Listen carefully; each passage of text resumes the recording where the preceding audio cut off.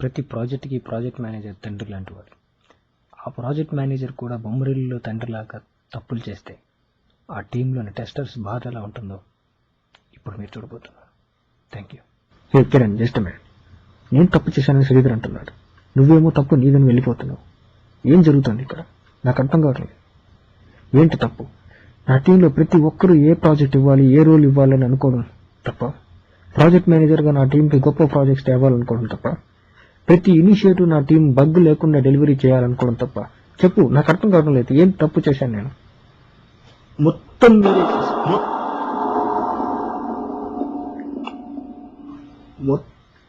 మీరే చేశారు.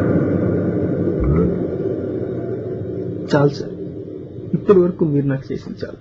నా ప్రొఫెషన్లో నేను కోల్పోయింది చాలు సార్. ఇంక వద్దు ప్లీజ్. ఏం కోల్పోయావరా? ఇంకా అర్థం కాలేదా మీకు? ఈ ప్రాజెక్ట్కి వచ్చిన కొత్తల్లో నా దగ్గర ఏముందో ఇప్పుడు ఏం లేదు. అదే సార్ నేను కోల్పోయింది. స్కిల్స్, చిన్న చిన్న టెస్టింగ్ ప్రొయాక్టివ్ స్కిల్స్ అన్ని కోల్పోయాను సార్ మీ వల్ల. మీరు ఎప్పుడు మీ టీమ్మేట్స్ గొప్ప టెస్టర్స్ చేయాలి, గొప్ప లైఫ్ ఇవ్వాలి అని ఆలోచిస్తారు. కానీ నాకేం కావాలో, నేను ఎలా టెస్ట్ చేయాలనుకుంటున్నారో మీకు తెలుసుకోవచ్చు. అడిగిన ప్రాజెక్ట్ కన్నా పెద్ద ప్రాజెక్ట్ ఇవ్వడంలో ఉన్న సాటిస్ఫాక్షన్ మీకు తెలుసు సార్. కానీ కోరుకున్న ప్రాజెక్ట్ టెస్ట్ చేయలేకపోతే ఉన్న బాధ మీకు తెలుసు సార్.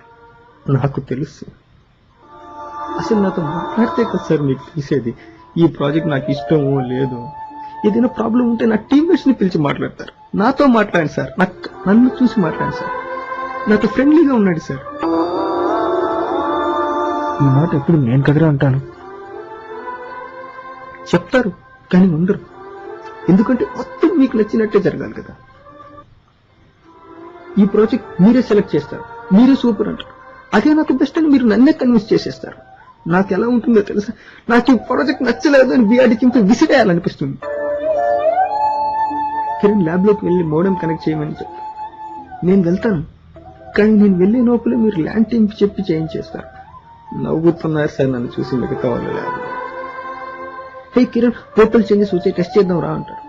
నేనేదో టెస్ట్ చేయాలనుకుంటాను, మీరు నాతో ఒక్క బగ్గు కూడా లేకుండా టెస్ట్ చేయించాలనుకుంటారు. హే లెఫ్ట్ క్లిక్ చేయి, రైట్ క్లిక్ చేయి, ఫూటర్ క్లిక్ చేయి, ప్రోమో క్లిక్ చేయి అని నా చేతిలో మౌస్ తో మీరే క్లిక్ చేసేస్తే, నా టెస్టింగ్ కూడా మీరే చేసేస్తే ఇక నేను ఎందుకు సార్ టెస్ట్ చేయటం?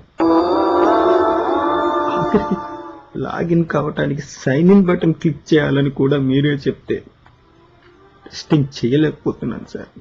చేయలేకపోతున్నాను. మీకు తెలియదు, మీకు నచ్చినట్టు ఉండలేక, నాకు నచ్చినట్టు టెస్ట్ చేయలేక నేను నరకం చూశాను సార్. నరకం చూశాను. ఫ్రస్ట్రేషన్, కోపం, చిరాకు, ఎవరు మేము చూపించాలో, ఎలా చూపించాలో తెలియదు. చివరికి ఒకరోజు ఇంట్లో నా వైఫ్ ను కూడా యాడ్ చేశాను. ఆ రోజు నుంచి తను పుట్టింటికి వెళ్ళిపోయింది. She is gone. ఇంతవరకు రాలేదు. ఇక వస్తుందన్న నమ్మకం కూడా నాకు లేదు. అసలు నేను ఎందుకు ఇలా ఉన్నానో నా వైఫ్ కే తెలియకపోతే శ్రీధర్కి ఏం తెలుస్తుంది సార్? ఈ టీంలోకి వచ్చినప్పుడు శ్రీధర్కి నేను ప్రామిస్ చేశాను, నేను ఒక బెస్ట్ టెస్టర్ని అవుతాను. ఇప్పుడు అదంతా పోయింది. It's gone. ఇప్పుడు నేను ఏం చేయమంటాను సార్? కొత్త క్లయింట్ దగ్గరికి వెళ్ళి వాళ్ళ ముందర టెస్ట్ చేయాలి కదా? టెస్ట్ చేస్తాను. కానీ ఒక్కటి చెప్తున్నాను సార్, ఇప్పటి వరకు నేను పనిచేసిన ఈ SIT, UIT, PL environments, coffee projects వాటికి తెలియదు సార్ నాకు అవి నచ్చవని. కానీ ఇప్పుడు నేను టెస్ట్ చేయాల్సింది ఒక క్లయింట్ దగ్గర సార్. ఏదో ఒక రోజు వాళ్ళకి తెలిసిపోతుంది కదా నాకు ఆ ప్రాజెక్ట్ ఇంట్రెస్ట్ లేకుండా టెస్ట్ చేస్తున్నాను. ఆ రోజు టెస్టింగ్ బాగా చేయట్లేదని వాళ్ళు కంప్లైంట్ చేస్తే మీరే బాధపడతారు. ఇప్పటిదాకా ఒక ప్రాజెక్ట్ మేనేజర్గా మీరు గెలిచాను అనుకుంటున్నారు కదా, కానీ మిమ్మల్ని గెలిపించడానికి 24 నెలలుగా నేను ఓడిపోతూనే ఉన్నాను సార్. ఓడిపోతూనే ఉన్నాను. ఇలాగే ఓడిపోతూ ఉంటే ఏదో ఒక రోజు ఏంట్రా నా ఎక్స్పీరియన్స్ అని వెనక్కి తిరిగి చూస్తే నా ఎక్స్పీరియన్స్ మొత్తం మీరే ఉంటారు. అందులో నేను ఉండను సార్. నేను ఉండను. ఇన్నాళ్ళు నేను హ్యాపీగా టెస్ట్ చేయలేదు సార్. హ్యాపీగా టెస్ట్ చేయడానికి ట్రై చేశాను. ఇక ముందు కూడా అలాగే ఉంటాను. నాతో రిక్వెస్ట్ సార్, నాకు నచ్చని ఎన్విరాన్మెంట్ ప్రాజెక్ట్స్ ఇచ్చి నన్ను టెస్ట్ చేయమని చెప్పొద్దు సార్ ప్లీజ్.